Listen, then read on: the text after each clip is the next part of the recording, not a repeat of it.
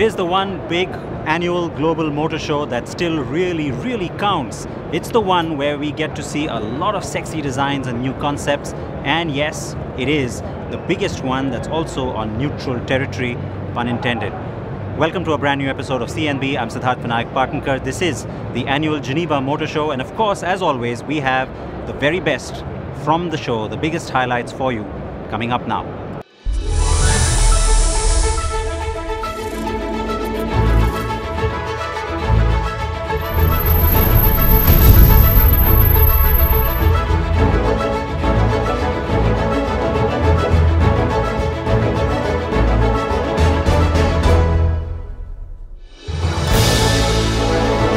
The 89th Geneva Motor Show, as always, brimming with excitement and anticipation.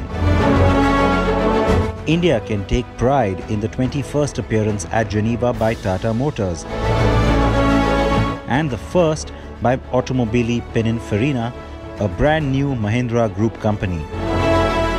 Tata's 21st is its strongest and most prolific yet.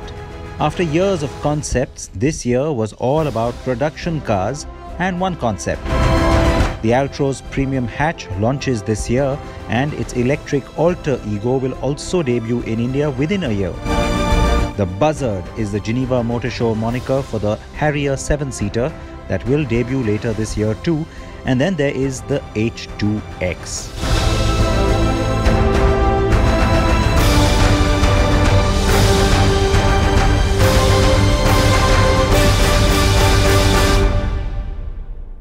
Now the H2X is a subcompact micro SUV, which means it's not quite as large as something like a Nexon, but it's more in keeping with the size you've seen perhaps with the KUV 100, but Tata says will create its own new segment. Now, in terms of size and proportion, of course it hits the sweet spot in our market, doesn't it? It's an SUV, so yes, people are going to love it. And then look at this. We've been promised that 80, 85, maybe more % of what you see here will make it to production in terms of how this car looks, in terms of dimensions, and in terms of interior space too. It's likely to surprise.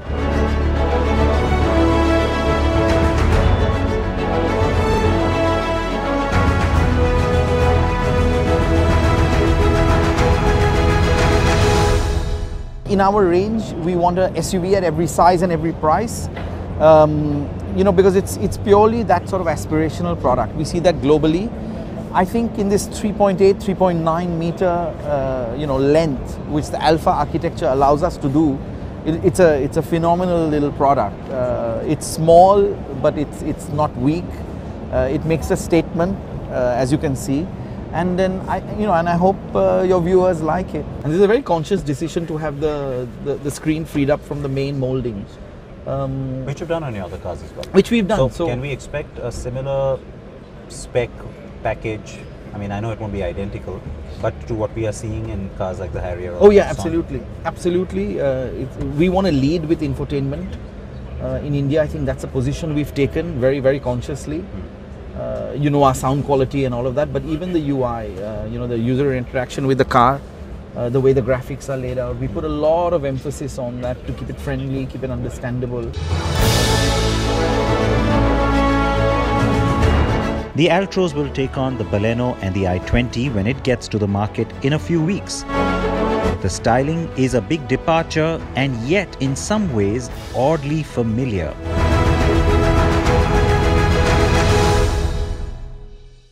Now there's something about the proportion, the face of this car, the Altros, that kind of reminds me of the Indica. And for me, that's not a bad thing. The fact that it reflects on Tata's own, call it limited, but heritage nonetheless.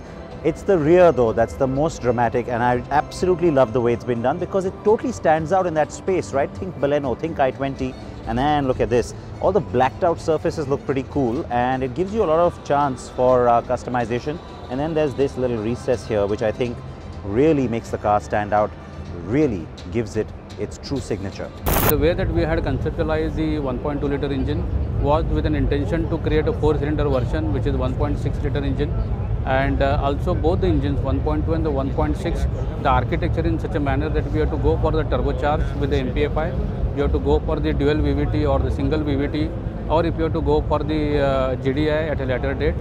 then the architecture should be able to allow us to do that. And that is something which is already built in as a part of our new generation engine strategy. So I think the modularity and the scalability is something which is now the DNA as far as Tata Motors is concerned.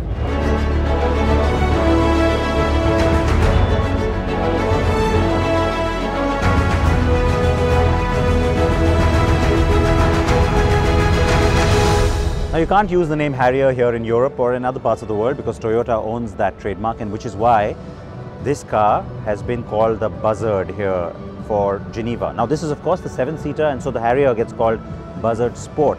But this is just a name for the show, and thank God, because think about it, in India that would have been butchered, not Buzzard, because people would have called it all sorts of things, and it doesn't really sound kind of like the bigger Harrier, does it? So there will be a different production name for the Indian market, but the good news is the car will certainly launch there pretty soon, and expect a few other things to come in with it. It's not just the 7 seats. I am talking about possibly different powertrains, certainly one more option when it comes to transmission. Tata on a high and Mahindra not far behind. The group's 2 international car brands brought new metal to Geneva. While Korea's SsangYong had the 4th generation Corando midsize SUV, Mahindra's more audacious venture, Automobili Pininfarina, had the much anticipated debut of the Batista. The first car badged as Pininfarina, the 1900 horsepower hypercar, is possibly the world's fastest EV.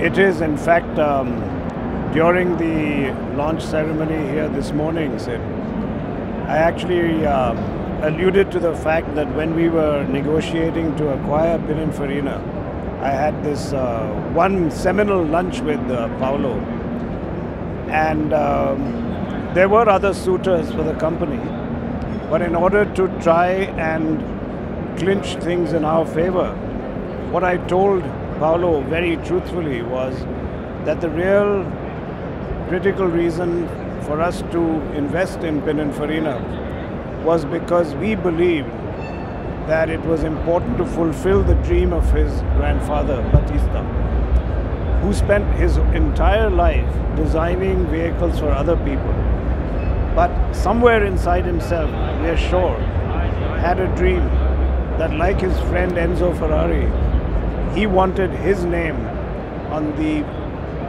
name of the company and the only badge on the car.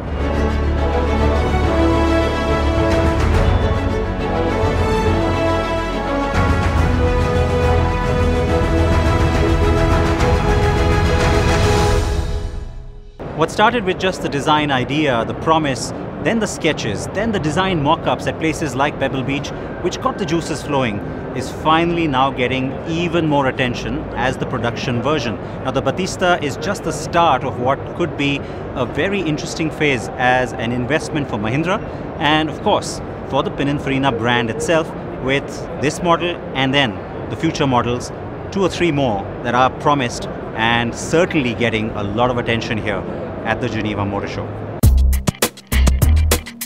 Only 150 of these will be made. And already everyone is asking, what will the second model be from Pininfarina? The board sanctioned 3 to 4 cars, including this one. The second car is probably going to be somewhere between a Lamborghini Urus and a Ferrari GTC4 Lusso Allroad. A super spectacular sport activity vehicle, which is probably closer to a sports car than to an SUV. Also of great interest to India, the arrival of Citroen. The announcement came just days before the Geneva show, and CNB had the first interview with the Citroen CEO.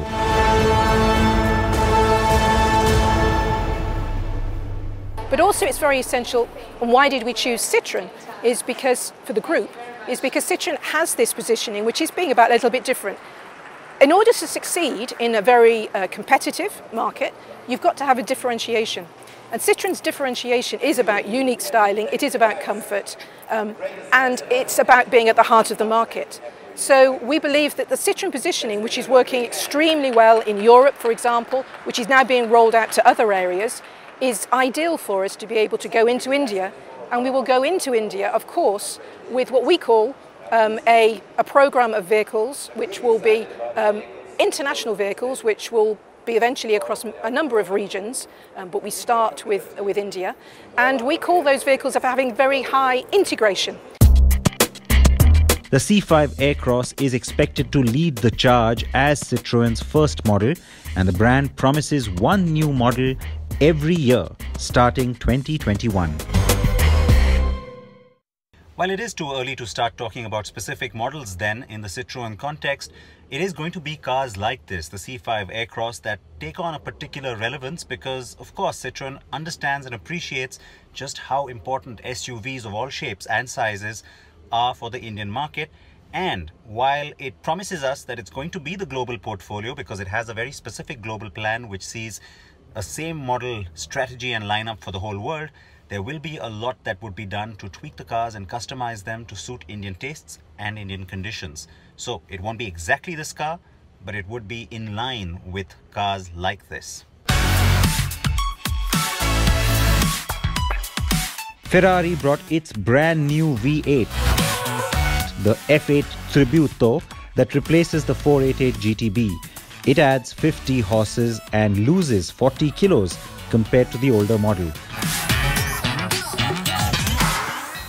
There's always the promise of a lot of horsepower, even more so than the last model when it comes to a brand new Ferrari. It's no different with the Tributo, but you know, it's also a promise of the cars just getting even more beautiful, even more curvaceous, the lines just so delicious. And I think on this car, after a long time, that is especially true. Porsche has the latest generation 911 Cabriolet, while Lamborghini went topless with the Huracan Evo Spider. I think that first of all, it's great to have this kind of feeling and vibes, to see how our brand has an incredible reputation, an incredible product portfolio. And you're right, I mean, this is an evolution of our Huracan family. And I think that what we are seeing here is a car that has done the right step in terms of fun to drive, is another step in terms of performance, and is the first super sport car with the connectivity that, you know, for our younger generation customer is vital because they're living with that. So I think that we did a great step forward, and all the women and men in Lamborghini are very proud of it.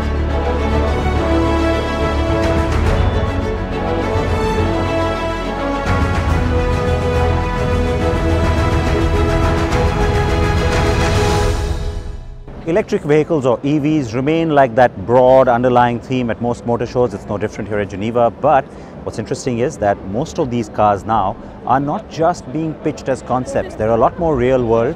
They're also a lot more focused on performance. Yes, and so it's not just about range. It's also about really solid performance. That's certainly a bit of a theme here at Geneva this year. And because it's Geneva, the good news is that they're all also getting a lot more beautiful.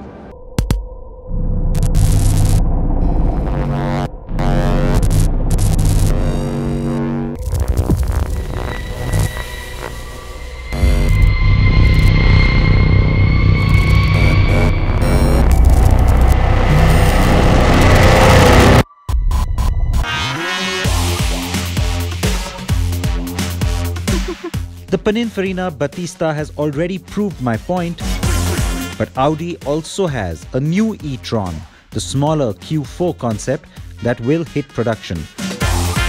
VW had another electric concept that none of us really get, the ID Buggy. And Škoda has a new concept, the Vision 4, its first electric idea. Also going electric for the first time in hybrid form is the plug-in Jeep Compass. Fully electric though is this gorgeous Honda E prototype. Now a larger concept than the last one shown in Paris and largely aimed at Europe only. Geneva promises pretty cars, and so a look at some of the other stunners. Seat's L Born concept is a 200 bhp, 260-mile range electric family car, while the Subaru Visiv Adrenaline concept is a hybrid that points to the brand's future design language. The absolutely gorgeous Tonale electric SUV concept does the same for Alfa Romeo, as does the massive Lagonda all-terrain concept for Aston Martin. We're defining a new language in Lagonda, so it's not the traditional sense of luxury. It's unconstrained, if you like, by the traditions of the luxury space. And what it does for the consumer, we can provide space and time. The space is there to enjoy your time. I can't give the luxury consumer time because I can't change Einstein's relativity laws, but I can give them space.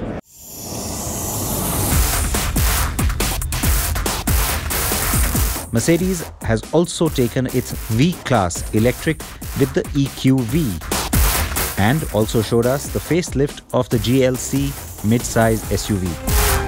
BMW brought its big grille wonders, the new facelifted 7 Series and the first public showing of its X7 supersized SUV. Mazda's sexy CX-30 is one of the prettiest new cars, as is this. Volvo's performance brand had the Polestar 2, largely seen as a Tesla Model 3 rival, though so much better looking, right? While Kia also came with a slew of electrics, this new concept car got my attention. Imagine by Kia is what it's called, and it's more a nod to future design language of the brand rather than just its EVs. It also showed the facelifted Sportage. Sister brand Hyundai, Ford, Jaguar and Land Rover stayed away from Geneva this year.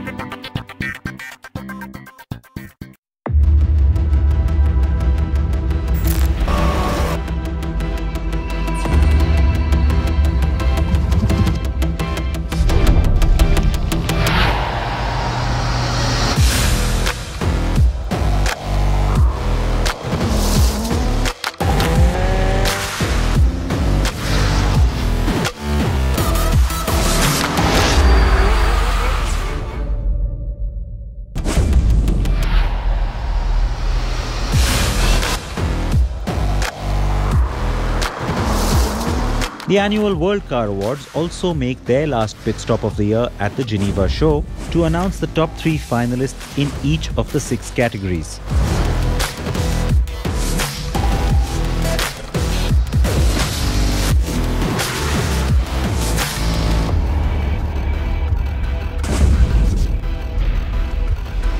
What a lineup indeed. It is an absolute pleasure to have all of you here, so welcome from my side as well. And what you saw there, of course, was a representation of all the exciting metal that all of us had to deal with through the year. It is undoubtedly one of the most exciting years we've had, and therefore one of the toughest.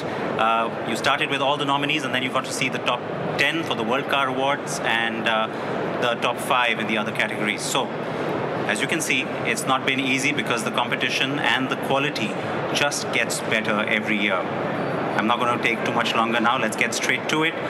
The World Car Design of the Year, the top 3 finalists now are...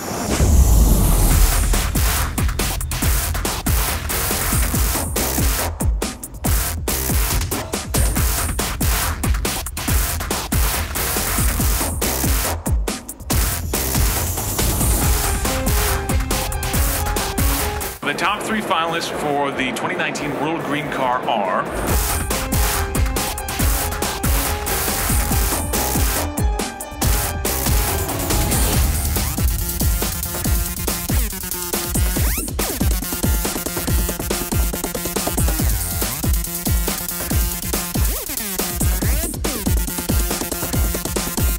But now let's get to the World Luxury Car category.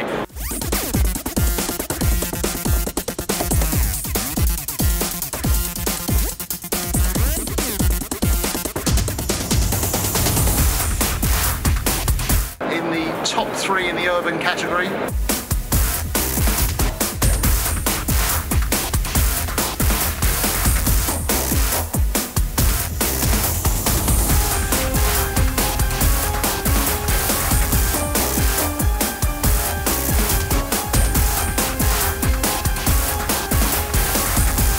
we're going to go to my personal favorite category. This is the 2019 World Performance Car, some of the quickest, most engaging cars that we've had the opportunity to drive this year.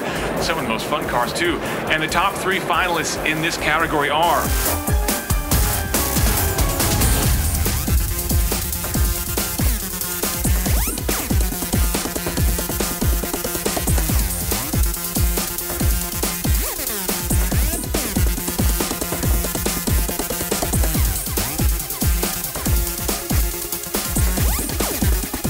Let's move on to the main award, which is, of course, the World Car of the Year. And the top 3 finalists are...